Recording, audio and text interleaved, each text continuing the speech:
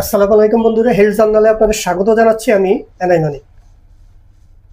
আজ আমি এসেছি পিজি হাসপাতালের সহকারী অধ্যাপক অনকোলজিস্ট ডাক্তার মোহাম্মদ রিফাত জিয়া স্যারের প্রাইভেট চেম্বারে। তো রিফাত জিয়া স্যারের সাথে আজ আমি স্তন ক্যান্সার নিয়ে আলাপ করব। স্তন ক্যান্সারের, যদি এটা খুব পরিচিত একটা রোগ বাংলাদেশের প্রেক্ষাপটে, এই রোগটার বিভিন্ন বিষয় নিয়ে স্যারের সাথে আলাপ করব। স্যার, হেলথ জার্নালে আপনাকে স্বাগত। ধন্যবাদ। আপনার কাছে প্রথম প্রশ্ন, স্তন ক্যান্সার কি পুরুষেরও হবার সম্ভাবনা থাকে? এটা একটু ডিফারেন্ট প্রশ্ন দিয়ে আছে শুরু করবো। ভালো কথা। মানুষ মনে করে যে স্তন ক্যান্সার শুধুমাত্র মহিলাদের রোগ মনে করে। জি, ব্যাপারটা ঠিক না। যে কোনো ক্যান্সারে, ম্যাক্সিমাম ক্যান্সার, স্তন ক্যান্সার কেন, অনেক ক্যান্সারই পুরুষের হতে পারে। স্তন ক্যান্সার পুরুষের একদম সংখ্যা কম তা না।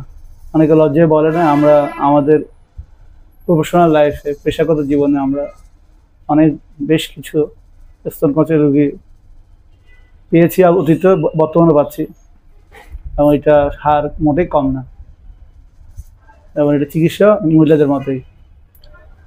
আচ্ছা, স্তন ক্যান্সার কত প্রকারে হয়ে থাকে? উল্লেখযোগ্য কয়েকটি সম্পর্কে জানতে চাই।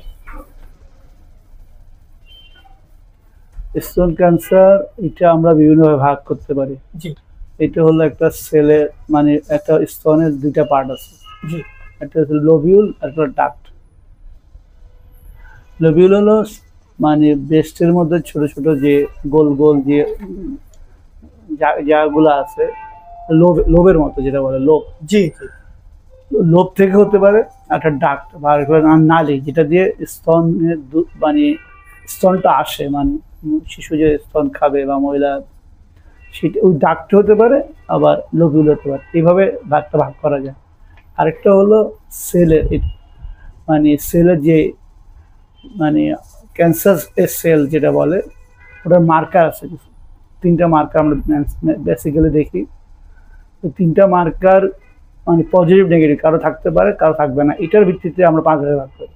এভাবে আমরা আসলে ক্যান্সারটা, ব্রেস্ট ক্যান্সারটা ভাগ করি। আচ্ছা, স্তন ক্যান্সার প্রতিরোধে কি ধরনের ব্যবস্থা নেওয়া যেতে পারে, বা আপনারা কি ধরনের ব্যবস্থা নিয়ে থাকেন? স্তন ক্যান্সার যদি প্রাথমিক অবস্থা ধরা পড়ে যায়, আচ্ছা, এটা চিকিৎসা করলে রোগী অনেকদিন স্বাভাবিক সাধারণ মানুষের মতো অনেকদিন বেঁচে রাখতে পারে। তো এটার জন্য এটা কিভাবে, মানে এখন হলো কথা আসতেছে, এটা কিভাবে যত তাড়াতাড়ি ধরা পড়ে ততই ভালো, যত তাড়াতাড়ি ট্রিটমেন্ট শুরু করা যায় আর ভালো। এটা হলো এখন, মানে এটা সচেতন থাকা, কে সচেতন থাকবে এখানে কথা আসতেছে। সচেতন থাকবে হলো যার মানে কাদের বেশি হয়, তাহলে তারাই সচেতন থাকবে। যাদের বেশি হওয়ার সম্ভাবনা, মানে যাদের, তারাই সচেতন থাকবে। তারা সচেতন কে হবে, বুঝতে হবে। এক হলো যে মহিলা বা যে পুরুষের ফ্যামিলি হিস্ট্রি আছে, যে ব্রেস্ট ক্যান্সার অথবা স্তন ক্যান্সার অথবা অন্য ক্যান্সার হিস্ট্রি আছে, আচ্ছা, সে সচেতন থাকতে হবে। এছাড়া কিছু রিস্ক ফ্যাক্টর আছে। রিস্ক ফ্যাক্টর মানে যাদের হওয়ার চান্স বেশি। কারা চান্স বেশি? এটা একজন মহিলা কথা চিন্তা করেন, সে যদি তার কোনো বাচ্চা নেই, বা বাচ্চা নিচ্ছে না অনেকদিন ধরে, ইচ্ছে করে বাচ্চা নিচ্ছে না, তার হওয়ার সম্ভাবনা বেশি। বা বাচ্চা নিলে একটা বাচ্চা নিয়েছে, তার সম্ভাবনা বেশি। ওরা দেরি করে বাচ্চা নিচ্ছে। আমাদের এখনকার যেটা, যে ওয়েস্টার্ন ওয়ার্ল্ডে ব্রেস্ট ক্যান্সার খুব কমন। কেন? ওরা আগে কেরিয়ার নিয়ে চিন্তা করে, যে আমি একটু আস্তে ধীরে কেরিয়ার গড়ে তার বাচ্চা নিব। এদের হওয়ার একটা চান্স, এটা এখন আমাদের দেশে চলে আসছে। এদের মহিলাদের শিক্ষিতের হার বাড়তেছে, মেয়েরা এখন তাদের কেরিয়ার নিয়ে খুব চিন্তিত, যে আমি সবকিছু গুছিয়ে তারও বাচ্চা নিব। এদের হওয়ার একটা চান্স। আর হলো যারা এই যে জন্ম নিয়ন্ত্রণ বড়ি খাচ্ছে লং টাইম, এদের হওয়ার সম্ভাবনা বেশি। আচ্ছা, যাদের আগে আগে মেনোপজ, মানে আগে আগে মাসিক শুরু হয়ে যায়, এবং সেটা লং, মানে আরো দীর্ঘস্থায়ী থাকে, এদের একটা সম্ভাবনা বেশি। তারপর হলো যারা মানে রেডিয়েশনে ছিল, বা রেডিয়েশন খাচ্ছে বা রেডিয়েশন নিচ্ছে, এরা কেমন হতে পারে? যেমন যারা এক্সরে, সিটি স্ক্যান, এমআরআই, এইসব কাজে যারা জড়িত, এটা মেডিকেল পার্সন হতে পারে, তাদের সাথে যা মানে যার কাজ, এদের হতে পারে। বা যেসব দেশে, মানে যেসব অঞ্চলে সে এমন জায়গা ছিল যেখানে পারমাণবিক বিস্ফোরণের মানে তেজস্ক্রিয়তা আসার সম্ভাবনা আছে, এখানে একটা বেশি হতে পারে। আর হলো যারা মদ খায়, মানে যারা আমরা যেটা বলি মদ্যপান করে, এটার সাথে একটু সম্ভাবনা আছে। আর হলো এছাড়া আরো অনেক ছোটখাটো আছে, যেমন স্তনের ছোটখাটো কিছু বিনাইন টিউমার, ছোট ভাই মানে যেটা টিউমার, ক্যান্সার না, হুম। কিন্তু এটা একসময় ক্যান্সার রূপান্তরিত হবে, এদেরও একটা সম্ভাবনা বেশি। বাংলাদেশের প্রেক্ষাপটে স্তন ক্যান্সারের কি ধরনের চ্যালেঞ্জ আছে বলে আপনি মনে করেন? আমাদের দেশ, আমরা এখনো নিম্ন আয় থেকে মধ্য আয়ের দেশের দিকে যাচ্ছি। জি। যে কোনো বিশ্বের সাথে কথা বলতে গেলে আসলে ক্যান্সারের ট্রিটমেন্ট এক হিসেবে বলতে গেলে আমাদের দেশের প্রেক্ষাপটে কিছুটা খরচ হোক, অনেক ব্যয়বহুল। এইটা হলো এখন আমাদের দেশে একটা হলো সামাজিক প্রেক্ষাপটে মহিলারা, পুরুষদের তো হতে পারে বললাম, হুম। তো মানুষ লজ্জা অংশ আসে না। আসলে আর আরেকটা মজার কথা হলো ব্রেস্ট ক্যান্সারের যে ব্রেস্টের যে চাকা বা গুটিটা আসে, জি।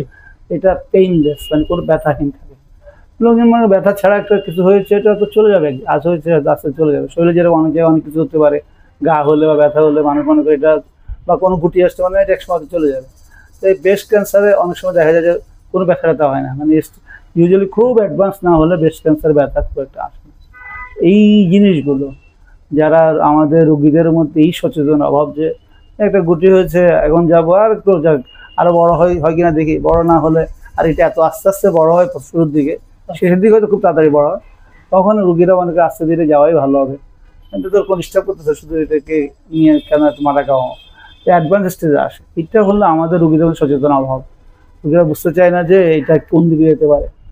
অনেক সময় যে ক্যান্সারটা আশেপাশে ছড়িয়ে গেছে, বগলে ছড়িয়েছে, বা ফুসফুসে, বুকে, পেটে, গলায়, মাথায় ছড়িয়ে গেছে, এই স্টেজ আসে। এই জন্য সবচেয়ে বড় জিনিস হলো যে আমাদের দেশের প্রেক্ষাপটে লোকজন যদি বানু করে ক্যান্সার বা যে কোনো ব্রেস্ট ক্যান্সার কম, এটা ঠিক না। আমাদের দেশে এখন এই রোগ যথেষ্ট পরিমাণ, অনেক ভালো পরিমাণে আছে।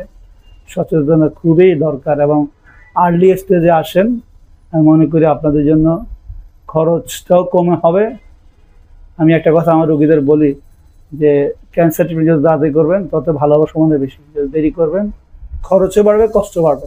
এইটা হলো অবশ্যই ব্রেস্ট ক্যান্সারের জন্য পজিটিভ 100%। ধন্যবাদ স্যার আপনাকে, আপনার মূল্যবান সময় দেওয়ার জন্য আপনাকে অনেক ধন্যবাদ।